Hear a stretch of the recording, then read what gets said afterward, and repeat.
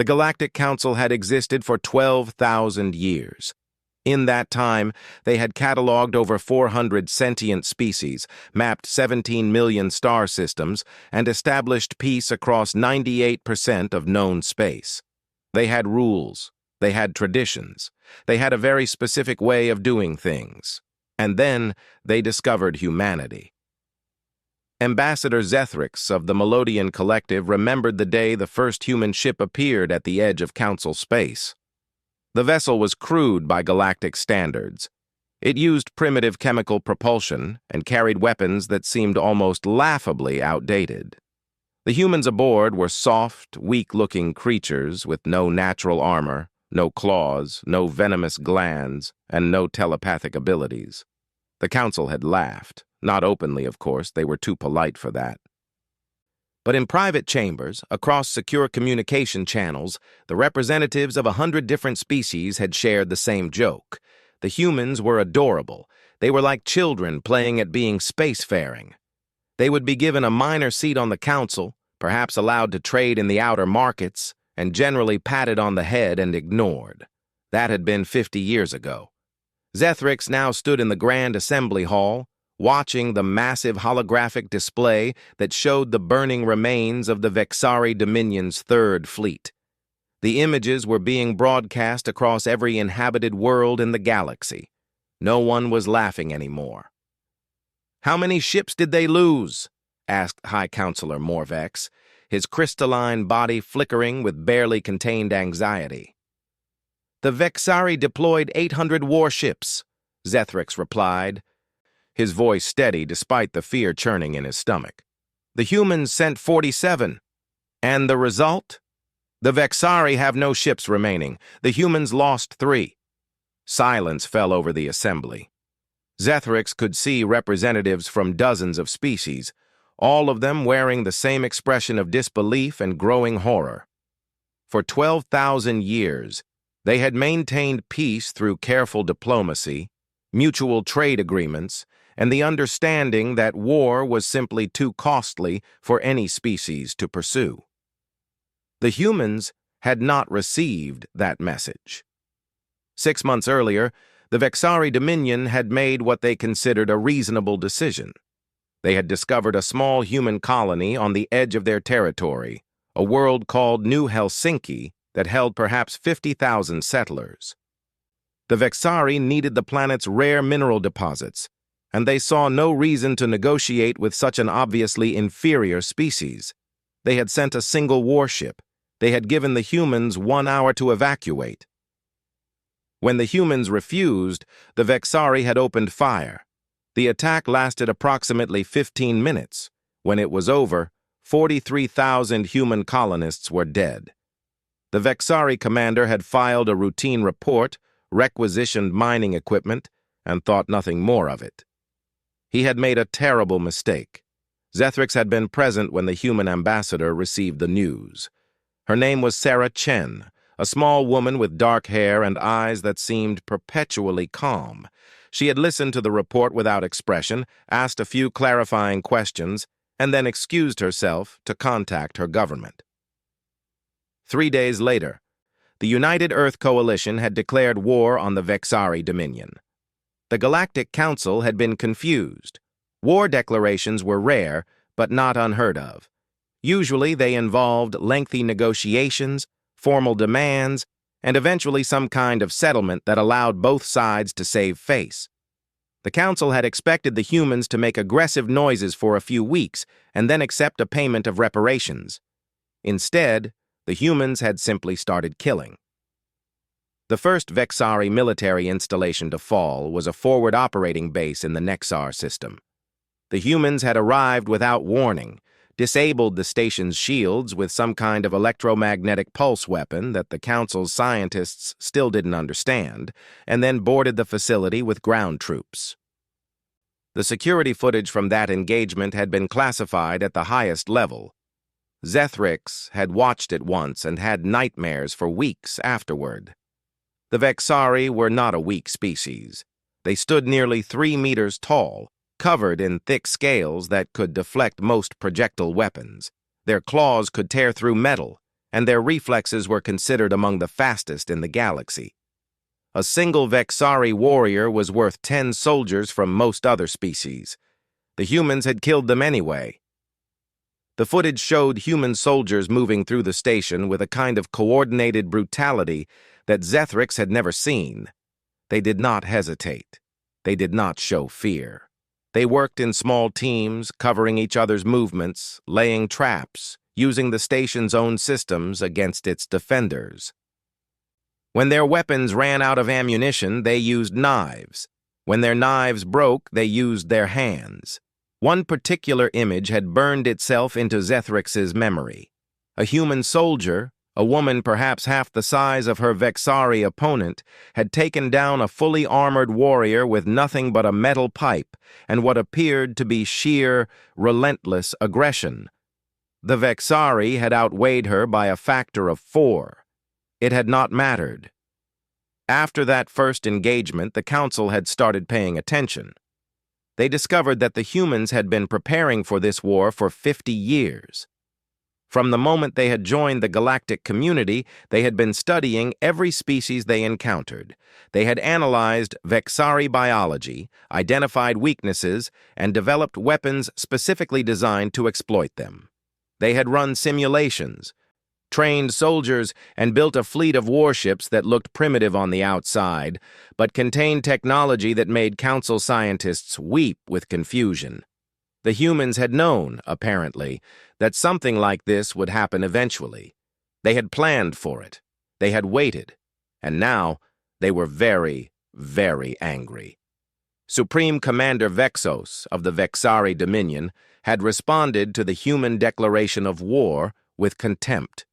He had assembled the largest fleet in Vexari history, 800 of their most powerful warships, and announced his intention to destroy the human homeworld and end the conflict in a single decisive blow.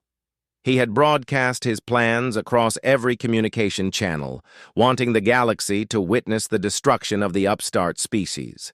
He had promised that Earth would burn within the month.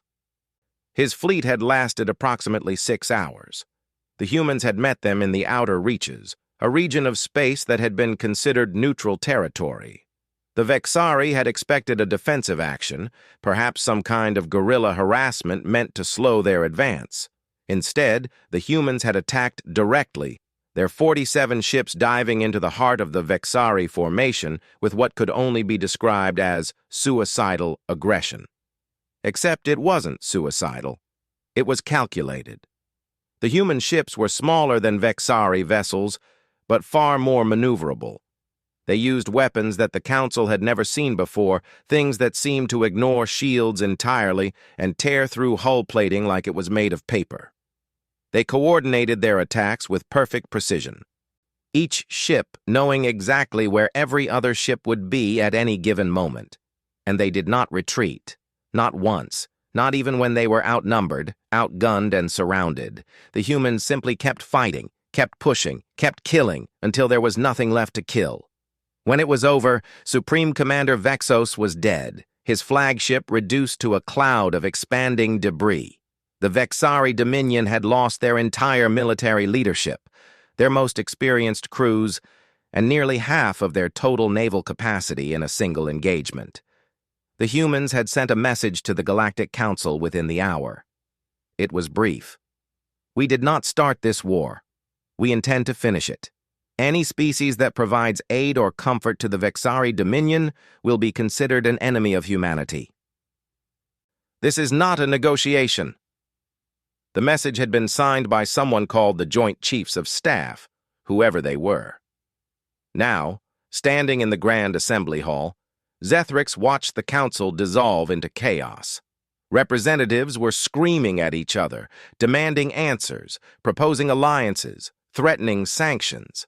The Melodian delegation had already begun drafting a formal neutrality declaration. "We have to stop them," someone was saying. "We have to intervene before they destroy the Vexari completely." "And how do you propose we do that?" another voice replied. "Did you see what they did to that fleet? The humans have weapons we don't understand, tactics we've never encountered. They fight like nothing in our records." They fight like predators, a quiet voice said. Everyone turned to look at the speaker. It was scholarly Caliph of the Archive Collective, an ancient being whose species had dedicated themselves to the preservation of knowledge. Caliph had access to records dating back millions of years. "What did you say?" High Counselor Morvex asked. "I said they fight like predators," Caliph repeated. "Specifically, they fight like apex predators, the kind of species that sits at the top of their planet's food chain. We assumed humans were prey animals because they have no natural weapons. We were wrong." "Explain." Caliph activated a holographic display showing images of Earth and its various life forms. The human homeworld is what we would classify as a Category 12 death world. Extreme temperature variations, high radiation levels, frequent natural disasters, and a biosphere filled with organisms that exist primarily to kill and eat each other. Humans evolved in this environment. "That's impossible," someone protested. "No sentient species could develop on a Category 12 world. The survival requirements would prevent any technological advancement." "And yet, humans exist," Caliph said. "They not only survived their world, they dominated it. They hunted creatures many times their size. They spread across every environment on their planet, from frozen wastelands to burning deserts. They even learned to survive underwater and in the air." The display changed, showing footage of human history: wars, famines, plagues, natural disasters. Each image was more horrifying than the last. "Humans have been killing each other for their entire existence," Caliph continued. "They have developed thousands of methods to destroy life, each more efficient than the last. They have split atoms, engineered diseases, and built weapons capable of rendering planets uninhabitable. And they did this to themselves." "That's insane," Zethrix whispered. "Yes," Caliph agreed. "By our standards, humans are utterly, completely insane. They do not fear death the way other species do. They consider sacrifice noble. They will endure incredible suffering if they believe the cause is just. And most importantly, they remember." "Remember? The attack on New Helsinki? 43,000 dead. The humans will never forget that number. They will never forgive it. They will continue this war until the Vexari are either destroyed or rendered incapable of ever threatening them again. There is no diplomatic solution. There is no surrender they will accept. The Vexari made themselves enemies of humanity, and humanity does not leave enemies standing." Silence fell over the assembly once more. Finally, High Counselor Morvex spoke. "What do you suggest we do?" Caliph's expression was grim. "Nothing. We stay out of their way. We offer them no resistance and no aid to their enemies. And we pray to whatever gods we believe in that we never give them a reason to turn their attention toward us." The council chamber erupted into arguments once more, but Zethrix wasn't listening. He was staring at the holographic display, which had shifted to show a live feed from a Vexari colony world called Nexar Prime. Human ships were arriving in orbit, dozens of them, more than anyone had expected. The war was just beginning.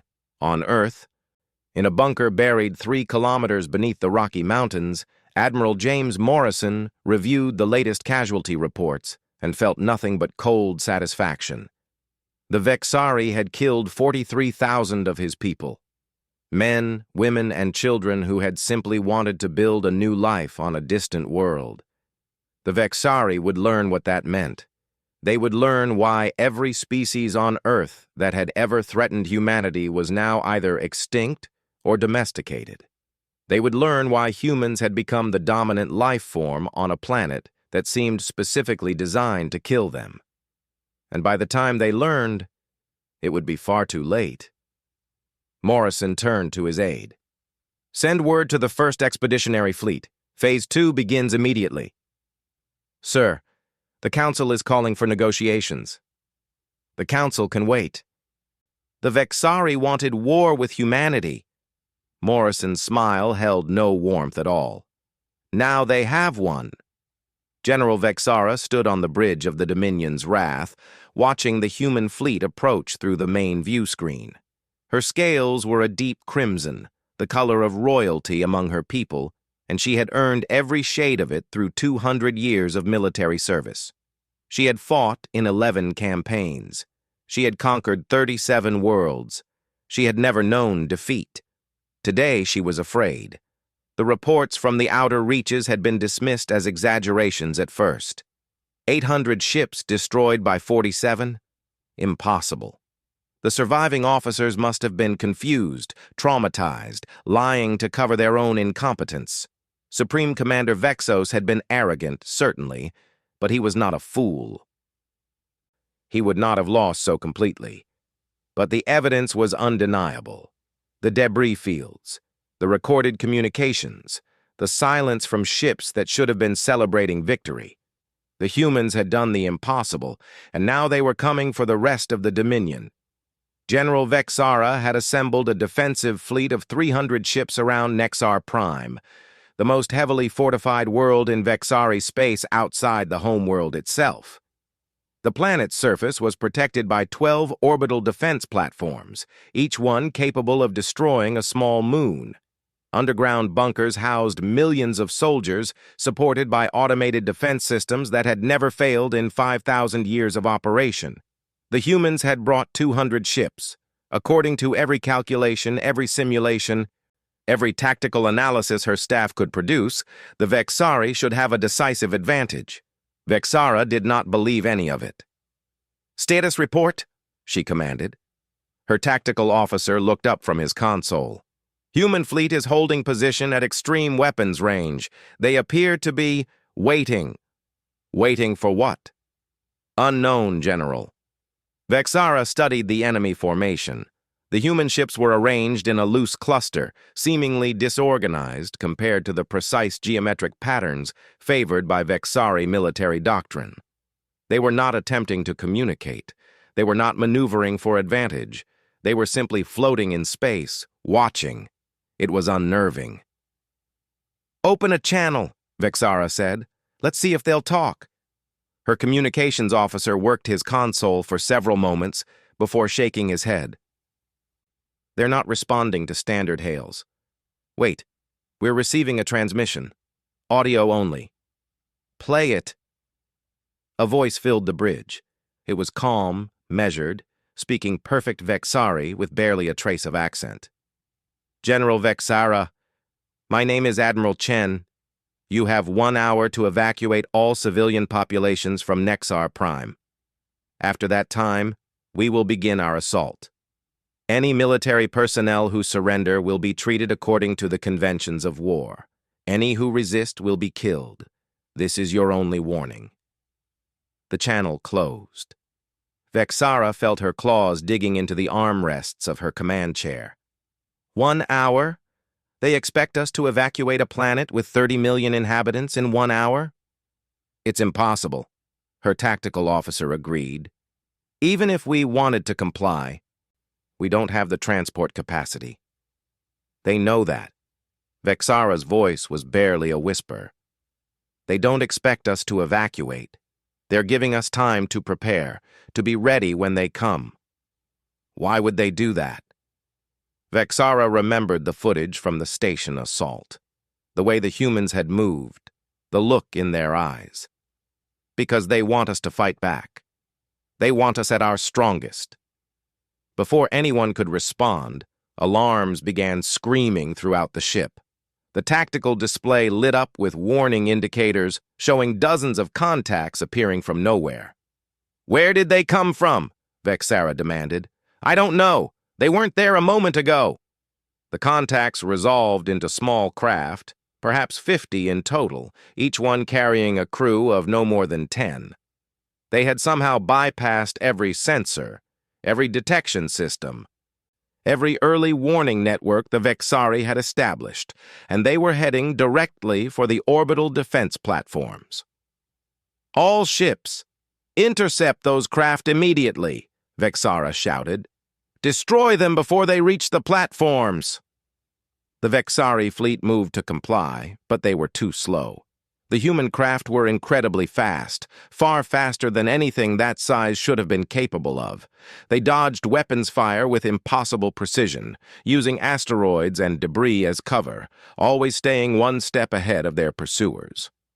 The first platform fell in less than 5 minutes. The humans had landed on its surface, cut through the hull with tools that burned through metal like it was wood, and planted explosive charges in critical systems. The explosion was visible from orbit. By the time the Vexari fleet could respond effectively, 3 more platforms were gone. "How are they doing this?" Vexara's tactical officer was near panic. "Our platforms had thousands of defenders. Those craft can't hold more than 500 humans total." "They don't need thousands," Vexara said.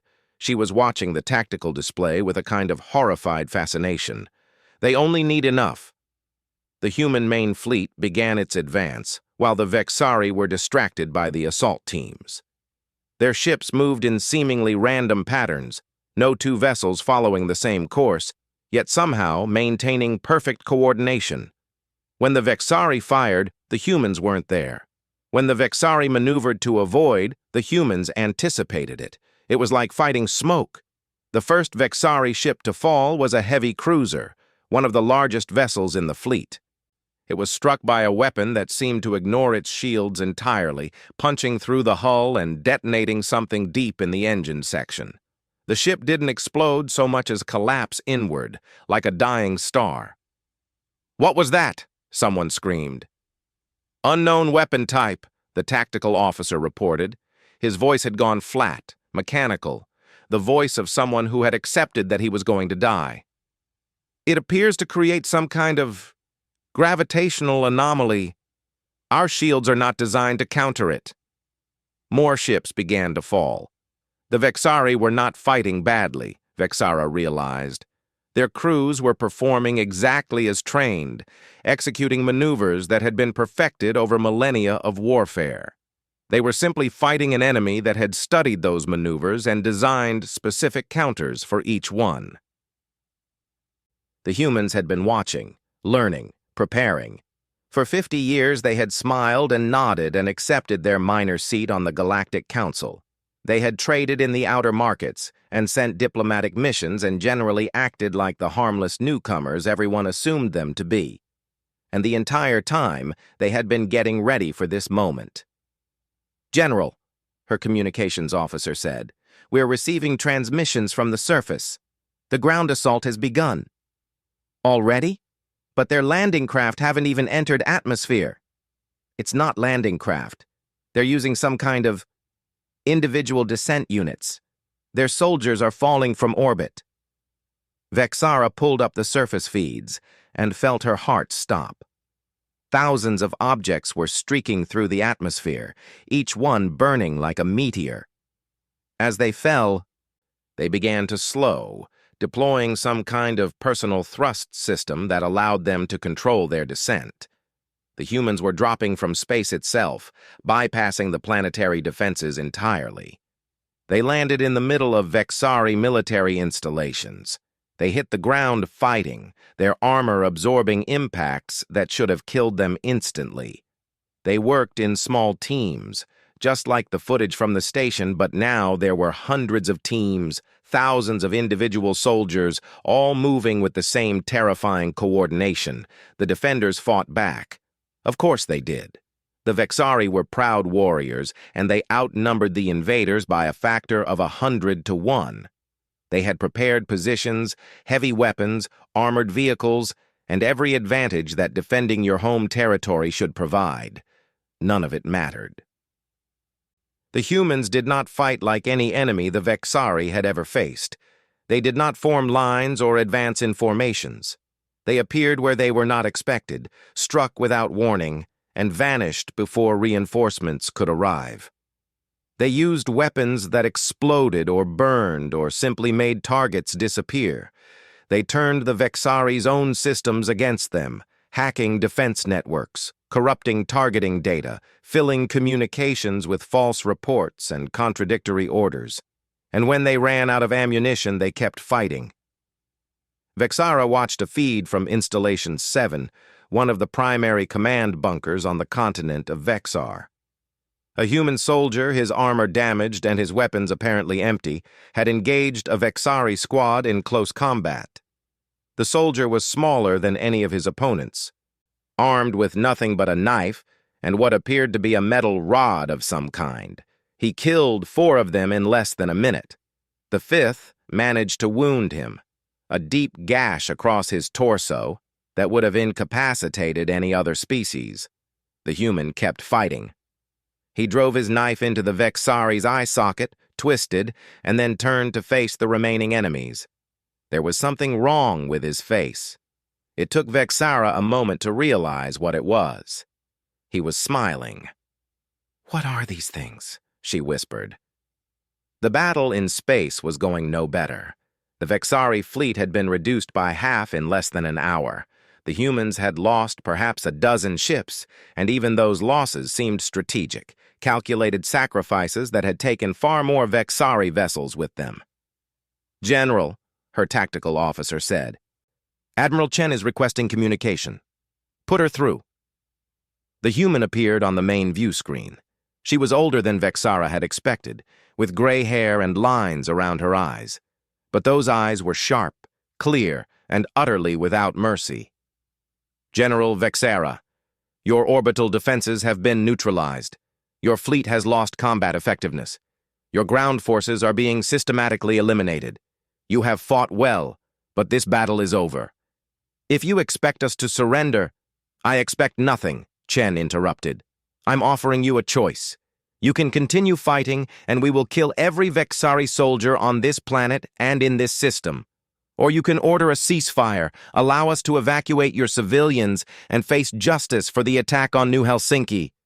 "Justice? You call this justice? You're slaughtering us!" 43,000. Chen's voice didn't change. "That's how many people died on New Helsinki. Men, women, children. They weren't soldiers. They weren't a threat. They were colonists, trying to build a life on a new world. Your people killed them because you wanted their planet. That was a military decision. It was murder, and you're going to answer for it. Not your civilians, not your children. You, the military leadership that gave the order and the soldiers who carried it out." Vexara felt something cold settle in her chest. "And if we refuse? Then we'll keep killing until there's no one left to refuse." Chen leaned forward slightly. "I've read your history, General. The Vexari Dominion has conquered hundreds of worlds. You've enslaved billions of beings. You've committed atrocities that make New Helsinki look minor by comparison. And you did it because you could. Because you were stronger than your victims, and strength was the only thing that mattered. That is the way of the galaxy. It was. Now there's a new way. Our way." Chen's smile was thin and cold. "You wanted to know what humans are? We're the species that crawled out of a death world through sheer spite and stubbornness. We're the species that kills predators for sport and calls it hunting. We're the species that split atoms because we wanted bigger bombs. And now we're the species that's going to teach the galaxy what happens when you harm our people." "You're insane," Vexara breathed. "Maybe, but we're also winning. You have 10 minutes to decide, General. After that, we resume the assault." The channel closed. Vexara looked around her bridge at the faces of her crew. They were afraid, all of them. They had never experienced fear like this, not in their entire lives. The Vexari had always been the stronger species. They had always been the ones who inspired terror in others. Now they understood what it felt like to be prey. "General," her tactical officer said quietly, "our shields are failing. We can't take much more damage." "I know. What do we do?" Vexara thought about her ancestors, the warriors who had built the Dominion through conquest and blood. They would have told her to die fighting, to take as many enemies with her as possible. Honor demanded nothing less. But honor was a luxury of the powerful, and the Vexari were not powerful anymore. "Open a channel to all ships," Vexara said. and contact our ground forces. What should I tell them? Vexara looked at the view screen, at the human fleet waiting patiently for her answer. She thought about 43,000 colonists on a world called New Helsinki, about decisions made by commanders who thought they would never face consequences.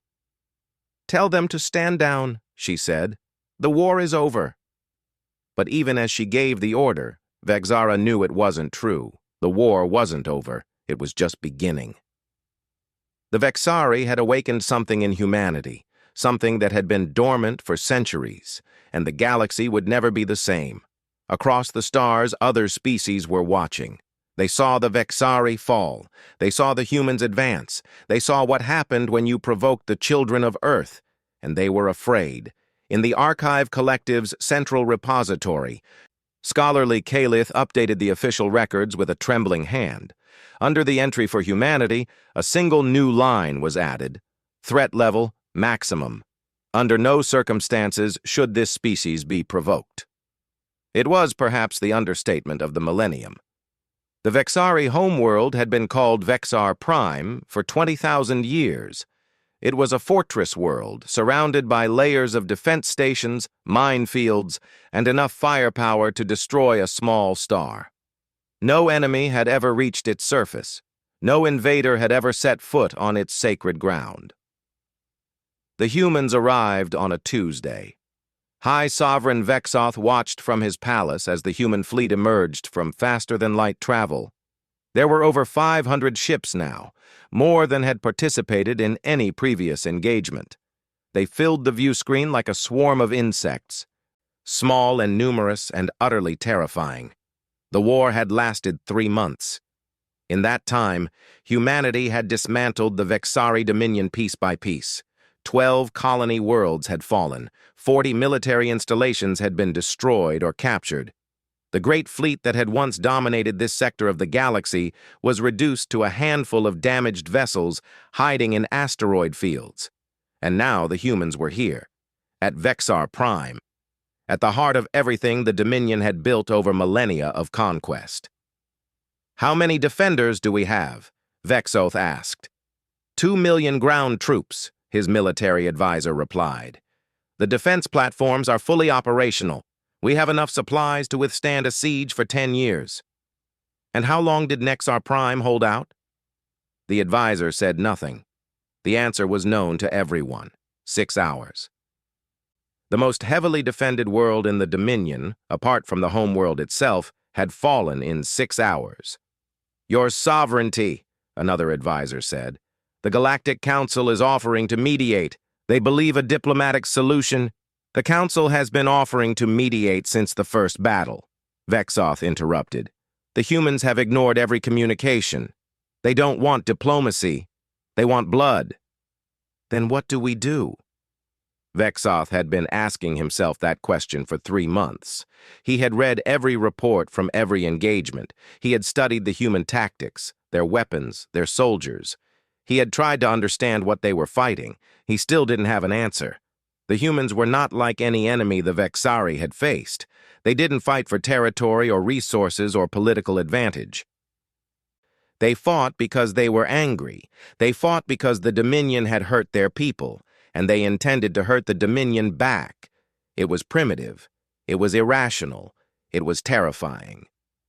"Your sovereignty," the military advisor said. "The human fleet is moving." Vexoth turned to the view screen. The human ships were spreading out, forming a wide perimeter around the planet. They weren't attacking. They weren't approaching the defense platforms. They were simply surrounding. "What are they doing?" "Unknown. They appear to be establishing some kind of blockade." "A blockade? They could destroy us in hours. Why would they blockade?" The answer came a moment later, as a communication request appeared on the main console. Vexoth hesitated, then accepted it. A human face appeared on screen. It was not Admiral Chen, whom Vexoth had expected. This human was male, older, with white hair and a face that seemed carved from stone. He wore a simple uniform with no decorations or medals. "High Sovereign Vexoth," the human said. My name is General Marcus Stone. I command the forces that are currently surrounding your planet. If you've come to demand our surrender, I haven't. Stone's voice was calm, almost conversational. I've come to offer you a choice. What choice? In approximately 2 hours, we will begin landing troops on Vexar Prime. Our objective is the arrest of all individuals responsible for the attack on New Helsinki. This includes the ship captain who gave the order, his commanding officers, and the political leadership that approved the action. You want me to hand over my own people? I want you to hand over war criminals, Stone corrected. The attack on New Helsinki was a massacre of unarmed civilians. Under the laws of every civilized society in the galaxy, that constitutes a war crime. The individuals responsible will be tried before an international tribunal. If found guilty, they will face appropriate punishment. And if I refuse? Stone's expression didn't change. Then we will take them ourselves. We will fight through your defenses. We will kill every soldier who stands in our way. And when it's over, we will arrest not only the original targets, but everyone who helped them evade justice. You're mad, Vexoth said. We have 2 million defenders. The palace fortress alone could hold off an army for years. General Vexara thought she could hold Nexar Prime for months. She lasted 6 hours. Stone leaned forward slightly. I've been fighting wars for 40 years, Your Sovereignty. I've seen what happens when soldiers fight for a cause they believe in. Your troops will fight bravely. They will die bravely. And in the end, they will still lose. Why? Because humans are better warriors? Because humans don't give up. Ever. We will keep coming until there's nothing left. We will spend every life necessary, sacrifice every ship, burn through every resource we have, and we will win. Stone paused. That's what makes us different from the rest of the galaxy. We don't know how to quit. Vexoth felt a chill run down his spine. He had seen the footage from other battles. He had watched human soldiers fight on after wounds that should have killed them. He had seen ships continue attacking even as they burned, their crews refusing to retreat or surrender. The humans were not just skilled, they were relentless. They were unstoppable.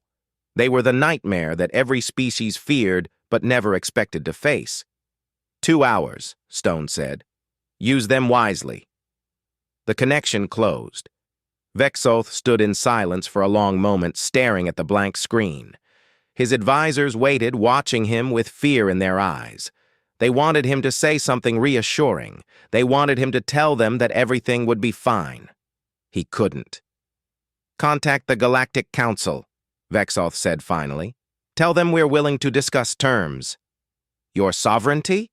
The military advisor looked shocked. You can't mean to surrender. I mean to survive. Vexoth turned to face his advisor directly. The humans have destroyed our fleet. They've conquered our colonies. They've proven that our defenses are worthless against their tactics. If we fight, we die. All of us. Our ancestors never faced an enemy like this. Vexoth's voice echoed through the chamber. They conquered weak species that couldn't fight back. They never imagined what would happen if we attacked something stronger than us. We are the Vexari Dominion. We are not weak. No, we're not weak. But compared to humanity... Vexoth looked at the view screen, at the human fleet waiting patiently for his decision.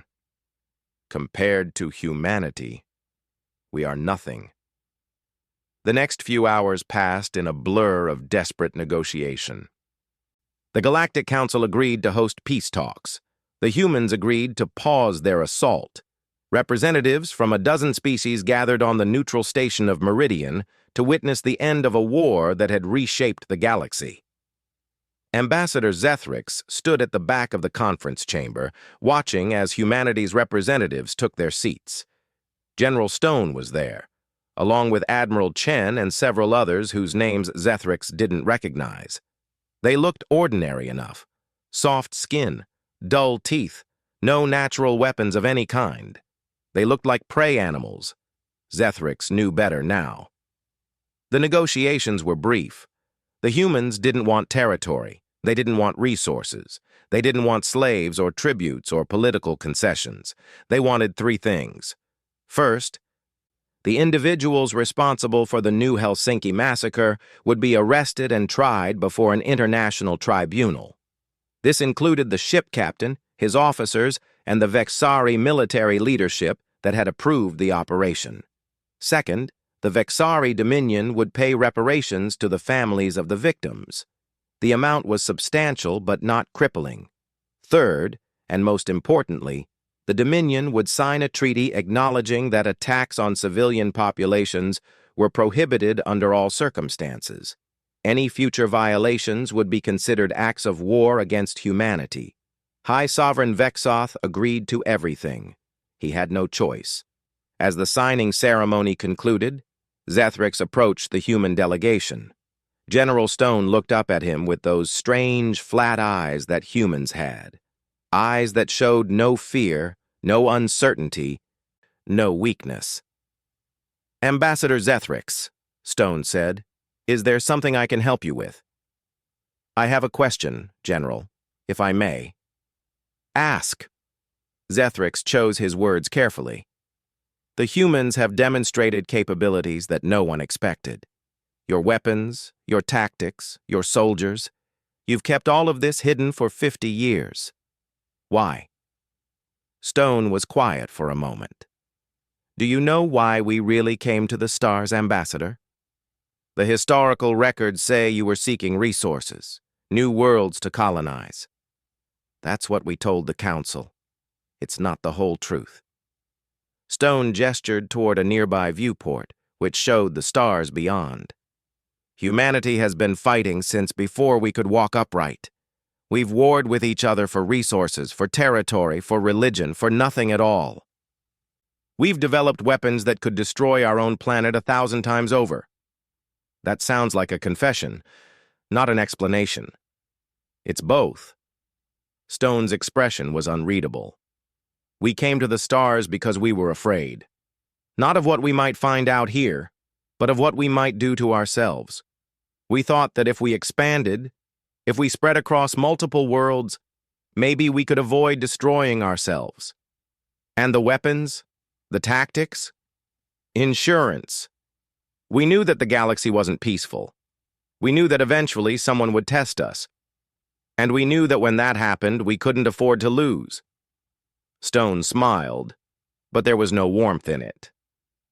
The Vexari thought they were choosing an easy target.